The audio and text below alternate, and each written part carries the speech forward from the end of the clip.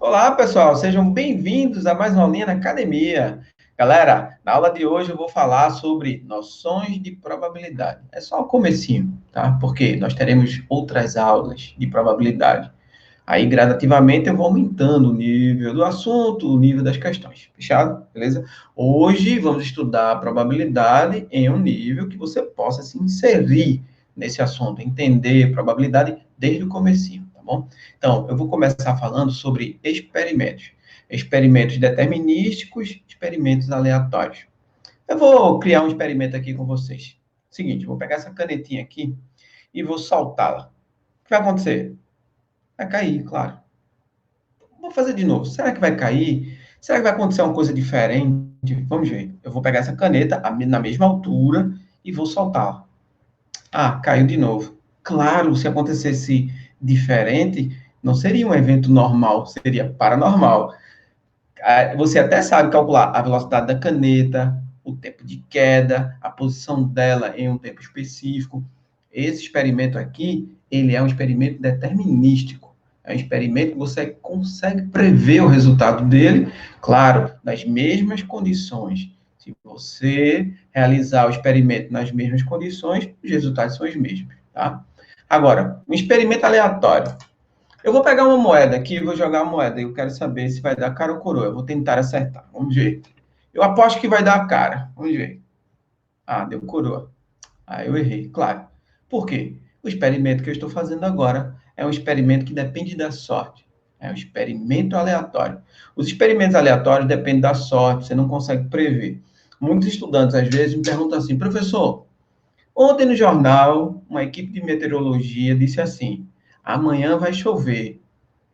Quando foi hoje de manhã, eu acordei, não choveu, o sol estava lá, a pino. Eles erraram. Não, não é que eles erraram. Eles fizeram uma previsão, eles fizeram um cálculo de probabilidade. Eles calcularam que era mais provável chover do que não chover.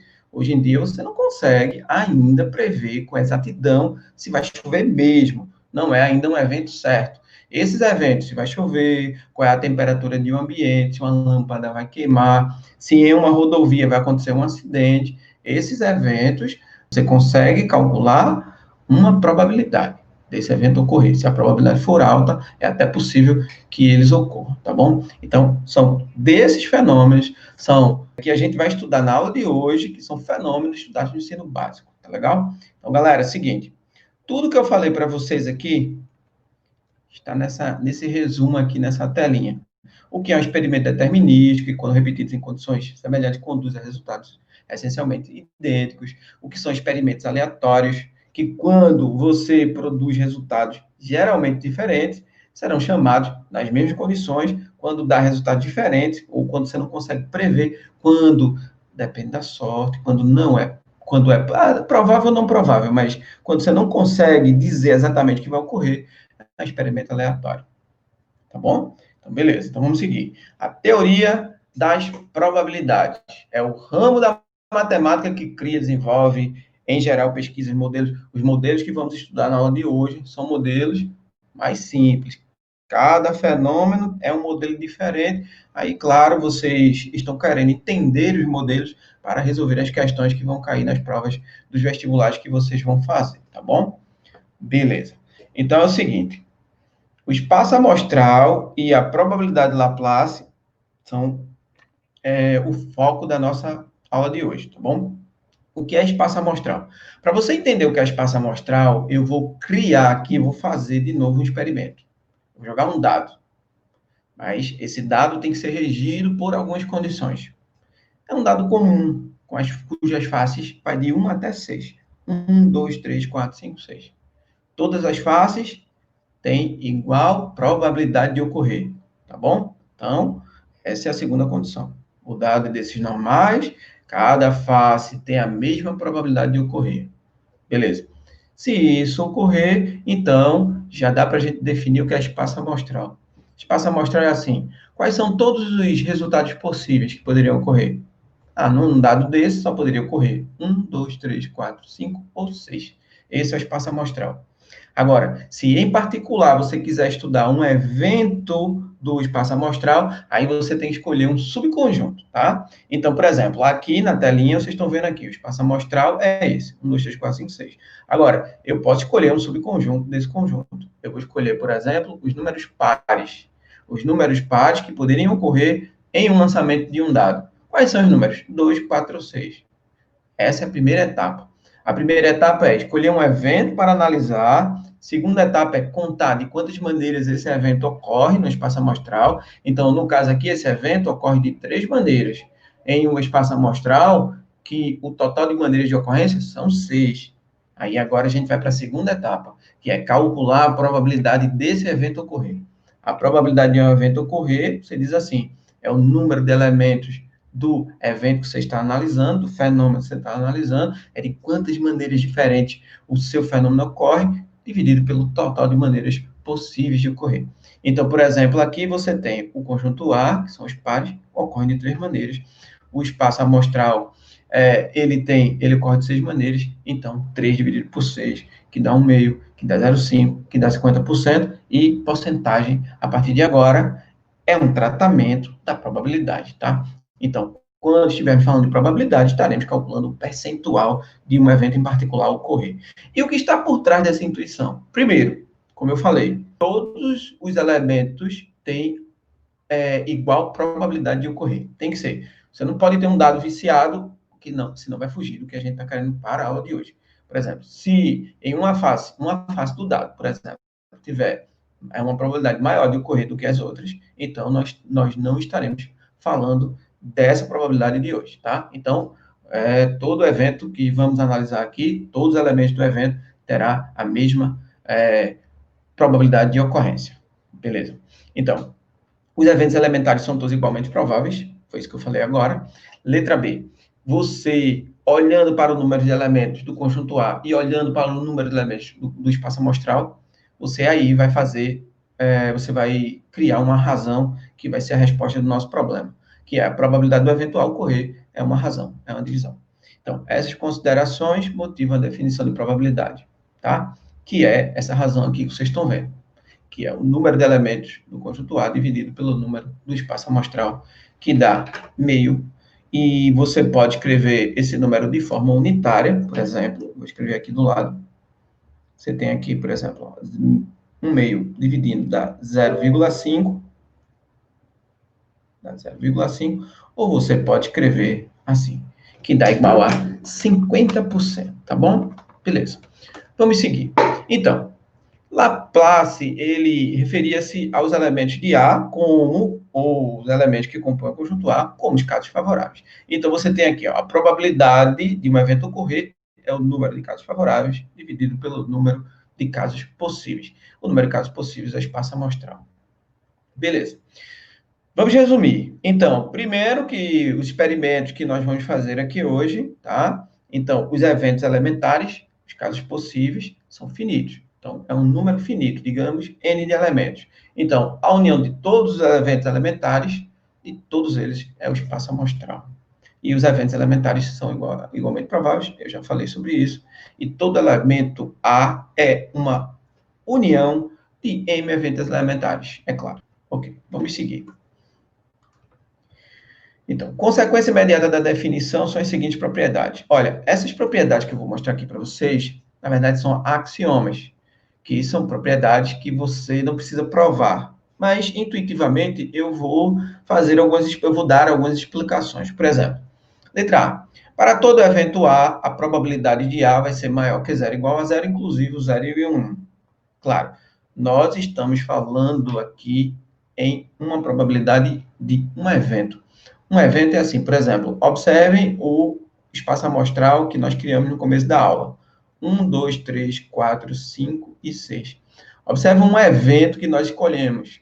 O 2, o 4 e o 6. Observe que o conjunto A ele está contido, ou seja, ele é subconjunto do espaço amostral.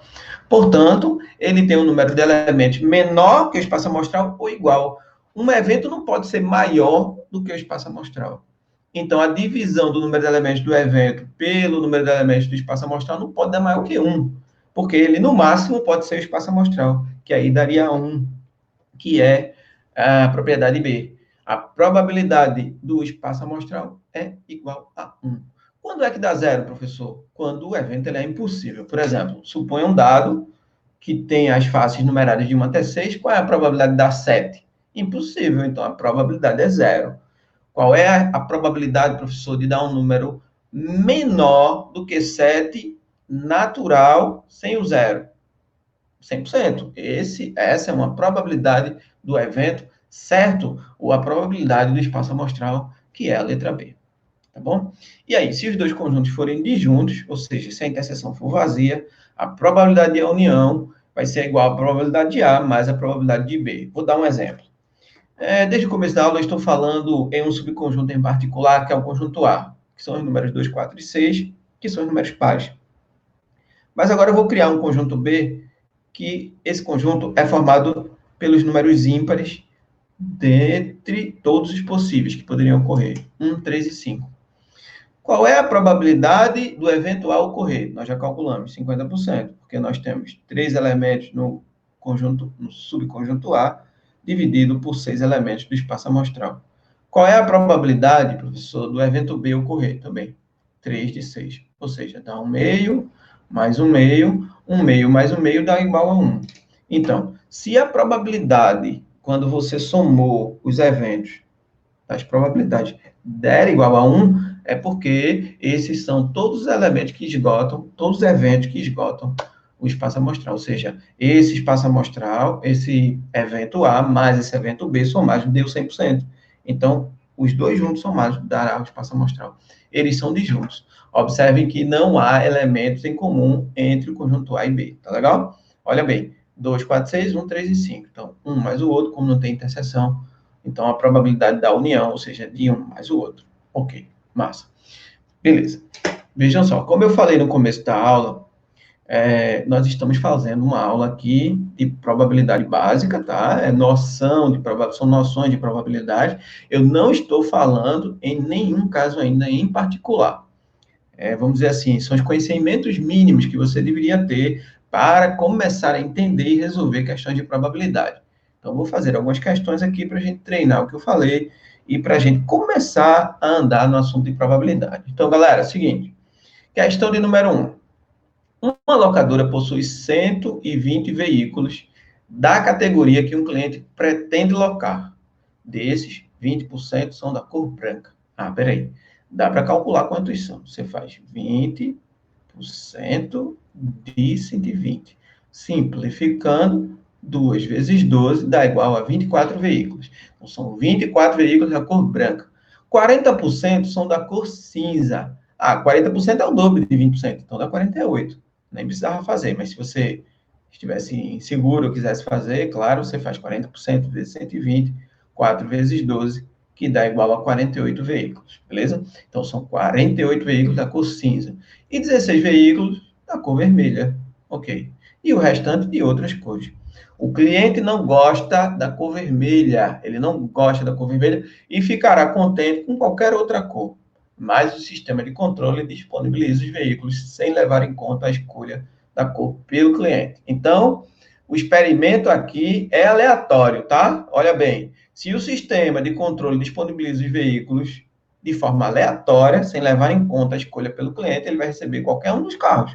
Então, aí ele vai perguntar uma probabilidade. Ele disse assim, disponibilizando aleatoriamente, qual é a probabilidade de o cliente ficar contente com a cor do veículo? Veja, são 120 veículos no total.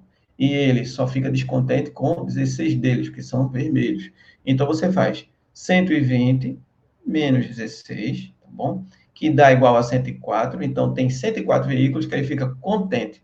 104 dividido pelo total 120. Veja, o fenômeno que nós estamos utilizando é encontrar um carro que ele goste, dividido pelo total de possibilidades. Então, existe uma probabilidade alta dele sair satisfeito. Ele vai sair satisfeito com a probabilidade de 104 dividido por 120, ou seja, a resposta dessa questão é a letra E. Então, a resposta é a letra E. Beleza? Probabilidade básica. Na prova do Enem, por exemplo, sempre virá uma questão bem básica de probabilidade, uma mediana, sempre aconteceu isso, uma mediana e, às vezes, até vem uma bem difícil, tá? Então, a aula de hoje, ela serve até para que você possa cuidar e ter atenção em relação à resolução dessas questões que são mais simples. Você não pode errar as questões mais simples, tá? Existe uma coerência na prova do Enem que não permite com que você erre as questões mais simples. Se você errar uma questão muito simples, acertar uma questão mais difícil, essa questão não vai valer nada, tá? Se for dentro do mesmo descritor, é claro. Então, vamos para a questão agora de número 2. O gerente do setor de recursos humanos de uma empresa está organizando uma avaliação em que uma das etapas é um jogo de perguntas e respostas. Para essa etapa, ele classificou as perguntas pelo nível de dificuldade. Perguntas fáceis, perguntas médias e difíceis. E escreveu cada pergunta em cartões para colocação em uma urna. Contudo, após depositar 20 perguntas de diferentes níveis na urna, ele observou que 25% delas eram fáceis. Então, galera, é o seguinte, 25% de 20, tá? Ó, 25%, simplificando 25, é um quarto. Um quarto de 20 são 5. Então, são 5 perguntas fáceis. Querendo que as perguntas de nível fácil, que são 5, seja a maioria, o gerente decidiu acrescentar mais perguntas de nível fácil à urna. Então, ele vai colocar mais algumas perguntas de nível fácil dentro dessa urna. Aí eu vou dizer assim, suponha que ele vai colocar X perguntas fáceis dentro dessa urna, porque eu não sei quantas são, a gente provavelmente vai ter que descobrir quantas são. De modo que a probabilidade de o primeiro participante retirar aleatoriamente uma pergunta de nível fácil seja 75%. Observe bem, você tem 5 perguntas fáceis.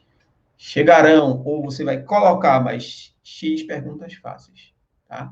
Você tinha 20 perguntas antigamente, ok? 20. Só que agora você vai ter 20 perguntas, mais uma quantidade de X que vai chegar, ó. Após depositar 20 perguntas, diferentes níveis, ele observou que 25% delas eram fáceis, então 4 são fáceis, um quarto, 20 dividido por 4 é igual a 5 fáceis. Aí agora você tem 5 fáceis, mais uma quantidade de X de fáceis que vão chegar, dividido por 20 mais X, que é o total novo agora, tem que dar igual a 75%, que é o percentual novo. E 75%, se você simplificar por 25, por exemplo, 75 dividido por 25 dá 3. 100 dividido por 25 dá 4. 3 quartos. Essa razão, 3 quartos, representará o percentual de 75% ou 75%. E agora você tem como descobrir o X usando essa proporção, porque você tem, ó, olha só, 4 vezes 5 dá 20. Então, 20. 4 vezes x dá 4x, igual a 3 vezes 20 dá 60, e 3 vezes x dá 3x. Observe que se você fizer 4x menos 3x dá x. E 60 menos 20 dá 40. Então, se ele inserir 40 perguntas fáceis nessa urna, então ele ficará com 75% de perguntas fáceis. Então, se for isso, se for essa pergunta que ele vai fazer, então já respondemos. Tá? A resposta seria 40. Bora ver se é. Com essas informações, a quantidade de perguntas de nível fácil que o gerente deve acrescentar, 40. Então, a resposta dessa questão, letra D. Massa, vamos lá. Vamos para a terceira. Inclusive, essa terceira foi uma questão do Enem. Bora ver. Um projeto para incentivar a reciclagem de lixo de um condomínio conta com a participação de um grupo de moradores, entre crianças, adolescentes e adultos, conforme dados do quadro. Então, você tem aqui crianças, que são os participantes. Você não sabe o número de pessoas. Você tem X pessoas. Adolescente, 5. Adultos, 10. O que ele quer? Vamos ver. Aí ele diz, uma pessoa desse grupo foi escolhida aleatoriamente para falar do projeto. Sabe-se que a probabilidade de uma pessoa escolhida ser uma criança é igual a 2/3. Opa! Então, dá para a gente descobrir o valor de X, olhe bem, porque nós temos X mais 15 pessoas, que é o total. Então, diante disso, o número de crianças que participa desse projeto é quanto? Massa, ele quer exatamente isso que eu estou falando. Então, você vai pegar o número X, vai dividir pelo número de pessoas, 15 mais X, que vai dar igual a 2/3, que foi o que ele falou. Então, você tem essa proporção aqui que você vai resolver lá. Então, você vai fazer 3 vezes x, que dá igual a 3x, e o número 2 também você multiplica. 2 vezes 15, que dá igual a 30, e 2 vezes x, que dá igual a 2x. 3x menos 2x dá igual a x, que é o número de crianças, que é igual a 30. Então, a resposta dessa questão, letra D, são 30. Uma questão fácil. Veja, essa aula também serve para você perder o medo de probabilidades. Questões que eu fiz até agora são questões simples, que você não pode errar, você não deve errar. Se você estudar direitinho, não é para ter medo de nenhum assunto. Vamos para a questão número 4, que foi outra questão do Enem, que já chega a ser uma questão mediana, tá? Não é difícil não, mas é uma questão mediana. Bora ver. A figura ilustra uma partida de campo minado, o jogo presente em praticamente todo o computador pessoal. 4 quadrados em um tabuleiro 16 por 16 foram abertos e os números em suas faces indicam quantos dos seus 8 vizinhos contêm minas a serem evitadas. O número 40, no canto inferior direito, é o número total de minas no tabuleiro, cujas posições foram escolhidas ao acaso, de forma uniforme, antes de se abrir qualquer quadrado. Então, você tem aqui o tabuleiro. Nesse tabuleiro foram abertos 4 quadradinhos. 1, 2, 3, 4. E verificou-se que temos aqui, por exemplo, no entorno desse quadradinho que foi aberto, 2 minas, tá? Então, para você entender melhor, é assim. Você abriu esse quadradinho e nesses quadrados que eu estou marcando, inclusive nesse que tem uma letra P, pode haver minas. Agora, 2 minas estão distribuídas aqui, nós não sabemos onde estão essas minas. Então, tentar descobrir onde estão essas minas é um experimento aleatório. Muito bem. No entorno do ponto Q foi aberto também um quadradinho. E no entorno desse quadradinho que foi aberto, inclusive no quadradinho Q, nós teremos uma mina. No quadradinho R nós não sabemos. E por perto do quadradinho S você tem 4 minas, porque foi aberto esse quadradinho. E nesses 8 que eu estou marcando aqui, pode haver minas. E na prática temos 4 minas em algum lugar por aqui. E aqui também, então, nós temos 3 minas em algum desses 8 quadradinhos que eu marquei, tá bom? Muito bem. Em sua próxima jogada, o jogador deve escolher, dentre os quadrados marcados com as letras P, Q, R e S, T, um para abrir, sendo que deve escolher aquele com menor probabilidade de conter uma mina. O jogador deverá abrir o quadrado marcado com que letra? Então, você tem que calcular a probabilidade de haver uma mina nesses quadradinhos que estão marcados com as letras. Então, por exemplo, como nós temos 2 minas aqui entre esses 8 quadradinhos que eu estou marcando, então, para ser o P, você tem uma probabilidade de 2 oitavos. Simplificando por 2 dá 1 quarto, que dá 0,25, ou seja, 25% de conter uma mina nesse quadradinho que tem uma letra P. No quadradinho que tem uma letra Q, como ele é um desses 8, e temos uma mina aqui entre esses 8 quadradinhos que eu estou marcando, então a probabilidade de ser o ponto Q, a mina, é 1 de um total de 8, tá bom? Que dá 0,125, ou seja, 12,5%. Até agora, se fôssemos escolher um quadradinho para abrir, é menos provável que a mina esteja no quadradinho Q, então seria melhor abrir o Q, por enquanto. O S, ele faz parte de um conjunto de 8 quadradinhos, que dentre esses 8, nós temos 4 minas. Então, a probabilidade de estar no ponto S seria 4 de um total de 8, ou seja, meio, 50%, 0,5 ou 50%. E de ser o T, dá 3 oitavos. Tá? Então, você tem o seguinte, até agora, claro, 1 oitavo, ou seja, o quadradinho Q é o quadradinho com menor possibilidade de ser uma mina. É o quadradinho com menor possibilidade de explodir. Falta analisar o quadradinho Q com R. Então, o P já está fora, o S já está fora e o T já está fora. Vamos analisar agora o Q com o R. Como vamos calcular a probabilidade de haver uma mina no quadradinho R? Você vai fazer assim. Primeiro que você tem 40 minas no total. Mas dessas 40 minas, você já sabe que 10 não podem estar no R. Por quê? Porque 10 estão perto das letras P, Q, S e T. Aí você já tem 4 mais 3, 7, mais 3, 10, que não são minas que estão perto do R. Ou seja, teremos apenas 30 minas que poderiam estar perto do R. Tá bom? Mas nós também iremos retirar esses 9, 9, 9, 9, ou seja, 9 vezes 4, 36 do total de quadradinhos que nós temos nessa malha, porque esses 9 vezes 4, 36 quadradinhos, já sabemos que não vai contar para o cálculo de R. Então, você tem o seguinte. Primeiro, você conta 16 vezes 16, que dá 256. 6 vezes 6, 36. 6 vezes 1, 6 e 3, 9. 1 vezes 6, 1 vezes 1, 256. Então, você já tem 256 quadradinhos no total, que desses 256, 36 você já sabe que não vai contar para o cálculo do R. Então, 256 menos 36 dá 220. Então, retirando esses 9 vezes 4, 36 quadradinhos, nós temos aqui 220 quadradinhos restantes. E, para calcularmos a probabilidade de conter uma mina nesse quadradinho R, vamos fazer assim.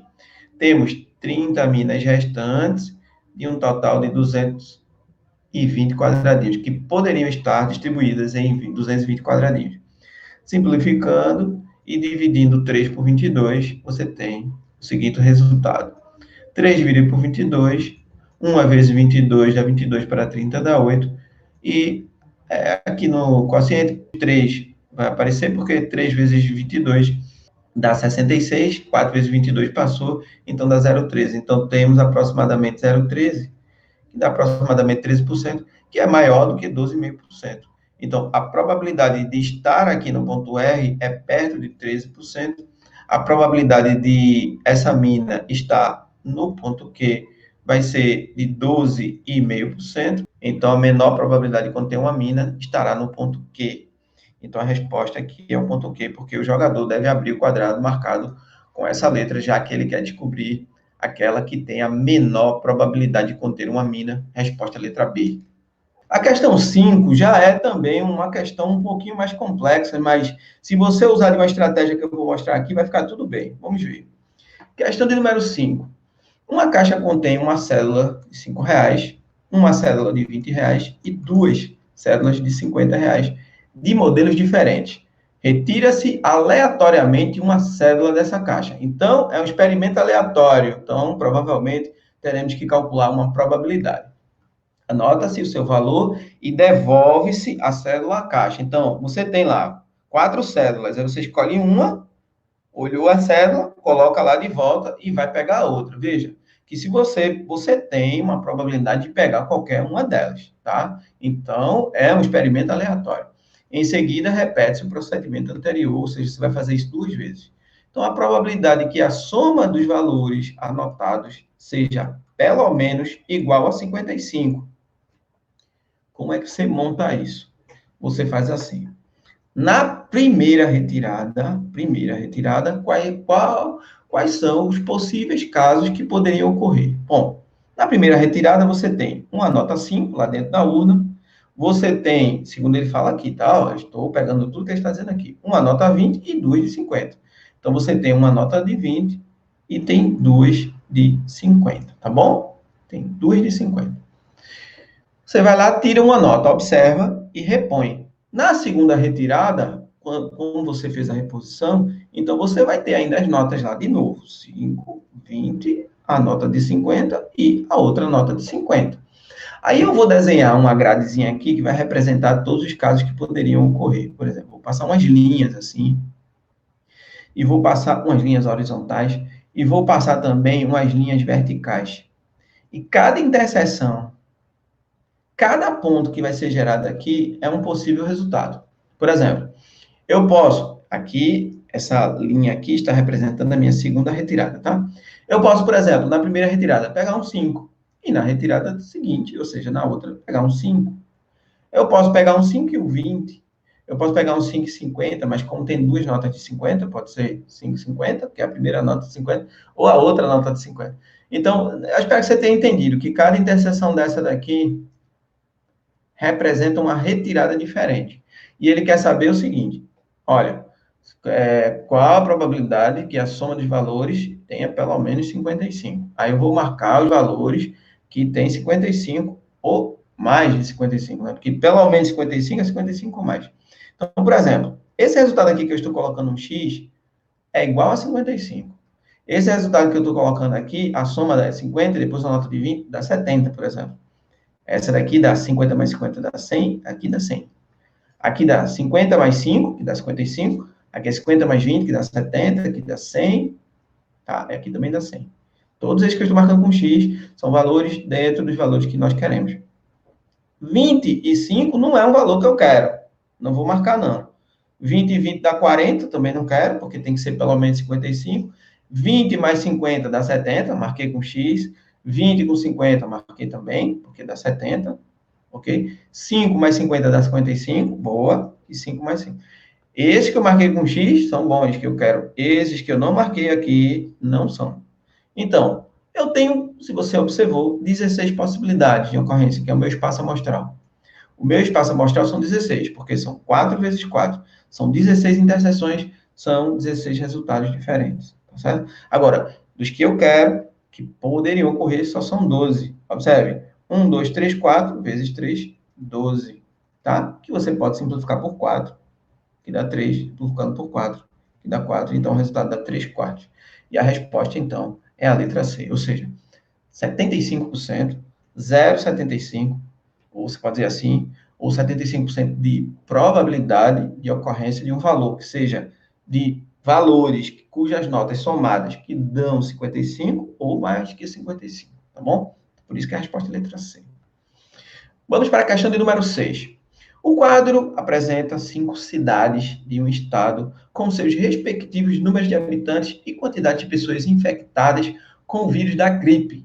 Sabe-se que o governo desse estado destinará recursos financeiros a cada cidade em valores proporcionais à probabilidade de uma pessoa escolhida ao acaso na cidade estar infectada. Então, você pega uma pessoa com gripe, você pega todas as pessoas com gripe, divide pelo total de habitantes daquela cidade para ver a probabilidade de uma pessoa da cidade ter essa doença, tá? Então, beleza. Então, você tem aqui, por exemplo, a cidade 1, você tem 7.800 pessoas infectadas e você tem 180 mil habitantes. A cidade 2, por exemplo, você tem 7.500 pessoas com 100 mil habitantes e assim por diante. Você tem a cidade 3 com 9 mil e 110 mil e 6.500 para 165 mil e 11 para 175 mil. Qual dessas cidades receberá maior valor de recursos financeiros? Claro, né? Usando a lógica, vai, e também está escrito no texto. Quem vai receber mais? Quem tiver uma maior probabilidade, claro, de ocorrência de um infectado. Ou seja, você vai dividir o número de infectados pelo número de habitantes, infectados pelo número de habitantes, o resultado que der maior vai ser a cidade a receber mais verbas, tá bom? Então, galera, é o seguinte. Aqui está a tabela. A cidade 1, por exemplo. Você tem aqui 7.800 dividido por 180 mil. Eu já coloquei o resultado aqui, mas na prática você tem como fazer isso. Você, por exemplo, você pode simplificar os zeros, por exemplo. Você pode simplificar aqui por 2, por exemplo. 78 dividido por 2 dá igual a 39, por exemplo. 1.800 dividido por 2 dá 900. Você simplificando por 3, por exemplo, aí você tem 39 dividido por 3, você teria 13, né? Porque 3 vezes 3 dá 9, 3 vezes 1 dá 3. E 900 dividido por 3, por exemplo, aí você tem aqui 300, né? Você tem aqui, ó, 3 vezes 3, 9, 3 vezes 0, 0. Tá? Ah, professor, mas ainda está ruim de fazer. Não está não, veja. Você divide 13 por 3 e depois você divide por 100. Você pode fazer assim, ó, 13 dividido por 3. Quanto é 13 dividido por 3? Você tem 4 vezes 3 dá 12, não é verdade? 4 vezes 3 dá 12, para 13 dá 1, 0. Aí vai ficar dando 3. Ó. 3 vezes 3, 9, para 10, 1. 3 vezes 3, 9. É uma dízima periódica. Então, você teria aqui 4,33. Eu também vou dividir por 3 no denominador, que dá 100. Aí dá 4,33%, tá vendo? Não é tão difícil fazer a simplificação dessa conta na hora mesmo, não. Na prova, não. Dá para fazer utilizando algumas estratégias, simplificações, etc. Dá para fazer. tá? Aí, os outros resultados você treina, fica como treino. Apesar que o 2 é tão simples de fazer que não carece de treino, né? Por exemplo, você pega 7.500 dividido por 100 mil habitantes, por exemplo, basta você simplificar, olha bem, e depois dividir 75 por mil.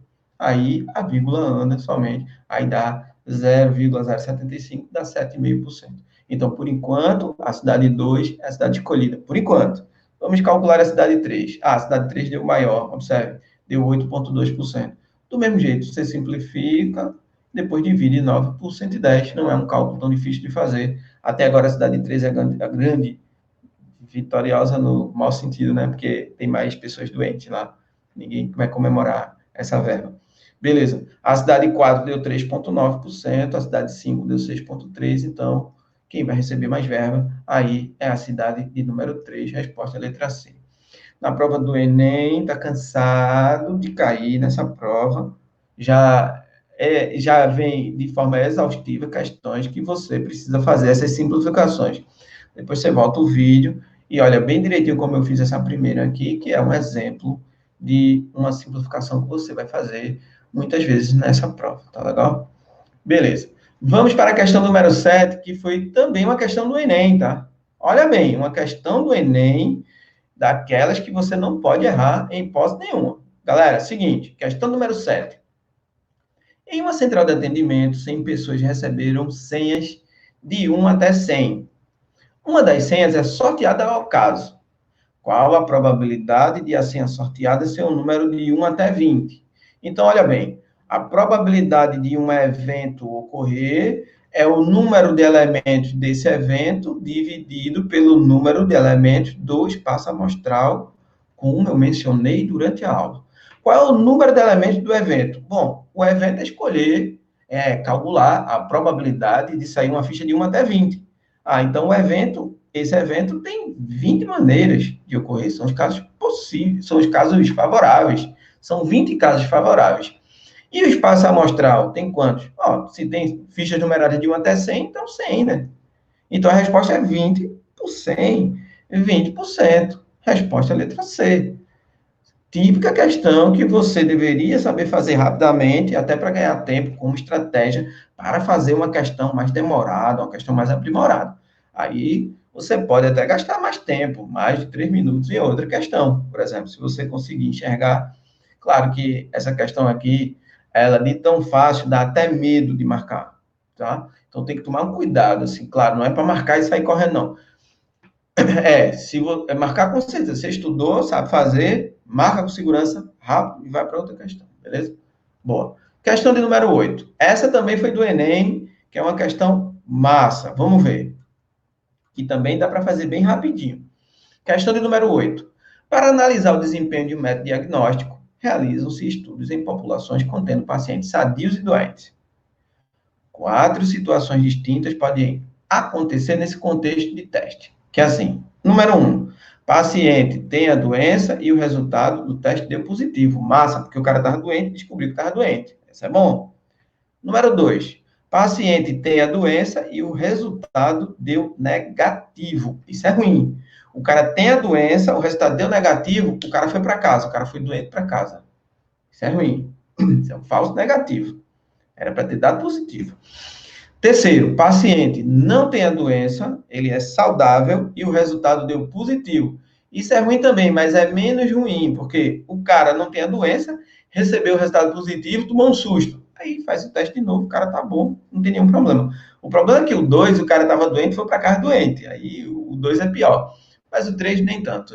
O 3 é chamado falso positivo, porque era para ter dado negativo. E o correto é claro que se ele não tem a doença, o resultado deu negativo. Beleza, esse seria o resultado correto. Aí ele diz assim: tem como averiguar em uma ferramenta o índice de desempenho para avaliação. Essa é a ferramenta que consegue prever ou não os casos em que as pessoas são saudáveis e boas, que são os resultados de verdade positivos e os resultados verdadeiros negativos. Aí de um teste diagnóstico, aí ele chama esse índice de sensibilidade, definida como a probabilidade de o resultado do teste ser positivo se o paciente estiver com a doença. É isso que a gente quer descobrir, não é verdade? Você quer descobrir, olha, o teste deu positivo e o cara tem a doença. É importante que uma ferramenta que meça se a pessoa está doente ou não tenha uma probabilidade alta, que tenha uma sensibilidade alta, né? Que é essa probabilidade do resultado dar positivo quando a pessoa estiver doente. Claro, o melhor seria encontrar todas as pessoas doentes, dentre todos os indivíduos. O quadro refere-se a um teste diagnóstico para a doença A aplicado em uma amostra composta por 200 indivíduos. Aí você tem aqui, ó, o resultado do teste, que deu positivo, presente é quando a pessoa tem a doença, beleza? Aí você tem aqui, ó, de um total de 100 pessoas que estão doentes, ou seja, presente é doente, presente significa o cara doente, de cada 100 doentes, observe que ele consegue descobrir 95. Então, você tem 95 pessoas que foram descobertas, porque deu positivo, dentre 100 pessoas. Ou seja, a sensibilidade aqui é de 95%. 95% é uma probabilidade até razoavelmente alta. 95% de, usando essa ferramenta, de descobrir se a pessoa tem ou não a doença. Então, conforme o quadro do teste proposto, a sensibilidade dele é de 95%, que é dentre todos os doentes, conseguimos encontrar 95 deles, infelizmente 5 mandamos para casa. Vamos para a questão de número 9. Rafael mora no centro de uma cidade e decidiu se mudar, por recomendações médicas, para uma das regiões: rural, comercial, residencial, urbano ou residencial suburbano. A principal recomendação médica foi com as temperaturas das ilhas de calor da região, que deveriam ser inferiores a 31 graus. Tais temperaturas são apresentadas no gráfico. Aí você tem um gráfico aqui, observe bem, que as temperaturas deveriam ser menores que 31 graus para os lugares que ele vai se mudar, tá bom? Ele mora no centro, ele está aqui, ele mora no centro e ele vai se mudar para uma dessas, ou rural, ou comercial, ou residencial suburbano. Mas só que ele só pode entre aquelas que estiver abaixo de 31 graus. Então, possíveis, ele está aqui, ele está no centro. Quais são os lugares possíveis que ele poderia escolher? São 3 lugares e um total de 4. Então, na prática aqui, ele tem 3/4 de chance, tá? De probabilidade, desculpa. Então, ó, escolhendo aleatoriamente, já que ele vai escolher aleatoriamente, então é um caso de um experimento aleatório. É uma probabilidade, vai existir uma probabilidade aí. Uma das outras regiões para morar, a probabilidade dele escolher uma região que seja adequada, são 3 adequadas de um total de 4. Então, a resposta aqui dá 3/4, ou seja, 75%. Se ele vai escolher aleatoriamente, então ele tem uma probabilidade alta de escolher uma cidade que ele pode se mudar, que pode não, vamos dizer assim, que foi recomendada pelo médico. Beleza. Questão de número 10. Grandes times nacionais e internacionais utilizam dados estatísticos para a definição do time que sairá jogando numa partida. Por exemplo, nos últimos treinos, dos chutes a gol feitos pelo jogador 1, ele converteu 45 chutes em gol. Enquanto isso, o jogador 2 acertou 55 gols. Quem deve ser selecionado para estar no time no próximo jogo, já que os dois jogam na mesma posição? Depende. Veja, o cara acertou 45 chutes, o outro acertou 50, mas quanto cada um chutou? A gente não sabe, o cara pode ter chutado mais. Ele acertou mais, mas poderia ter chutado mais que o outro. Quem é mais eficiente? Aí vai depender. Aí é por isso que ele diz aqui.